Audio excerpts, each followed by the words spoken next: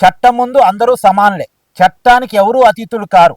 కులాల ఆధారంగా, మతాల ఆధారంగా, వర్గాల ఆధారంగా, సంపద ఆధారంగా, స్థాయి ఆధారంగా చట్టం నుంచి ఎవరు తప్పించుకోలేరు అని అందరూ చెప్తూ ఉంటారు.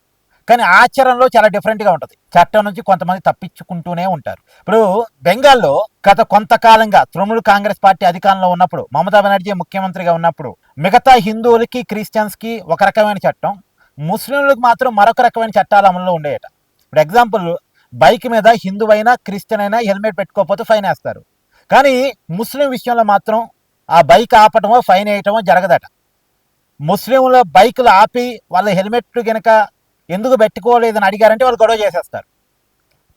అక్కడ ఉన్నటువంటి ప్రభుత్వం, మమతా బెనర్జీ కూడా మైనార్టీ బుజ్జగింపు రాజకీయాల్లో భాగంగా మైనార్టీలను ప్రశ్నిస్తే, హెల్మెట్ పెట్టుకోలేదనో లేదో వాళ్ళకున్న చలాన్లు కట్టమనో కనుక పోలీసులు వాళ్ళ బైకులు ఆపి కనుక వాళ్ళని నిలదీస్తే పోలీసుల మీద చర్య తీసుకునే వాళ్ళు తప్ప ఈ ముస్లిం వర్గాల మీద ఎలాంటి చర్యలు ఉండకపోయాయట.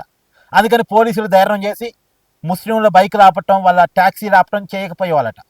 వాళ్ళు చట్టాలకి మేము అతీతులం అన్నట్టుగా ప్రవర్తించేవాళ్ళట. ఇప్పుడు అది ఆ పరిస్థితి లేదు. ముస్లింలు చెప్తున్నారట చాలా క్లియర్గా, చట్టానికి ఎవరు అతీతుడు కాదు, మీరు కూడా చట్టాన్ని పాటించాల్సిందే, అందరూ హెల్మెట్ పెట్టుకునే బయటికి రావాలి. ఇలా వాళ్ళకు కూడా చట్టాన్ని ఉద్బోధ చేస్తున్నారట. మన హైదరాబాద్ పాత బస్తీలో కూడా ముస్లిం వర్గాలు వాళ్ళు కరెంటు బిల్లు సరిగ్గా కట్టరు. కాకపోతే వాళ్ళని అడిగే ధైర్యం ప్రభుత్వాలు చేస్తాయంటే చేయవు. ఎందుకంటే వెనకాల ఎంఐఎం పార్టీ ఉంటుంది. మిగతా ఇక్కడ అధికారంలో ఉన్న పార్టీలు ఎంఐఎం పార్టీ అడ్డొస్తే మాత్రం వసూలు చేసుకోలేవా అంటే మైనార్టీ బుజ్జగింపు రాజకీయాల్లో భాగంగా వసూలు చేసుకోలేవు.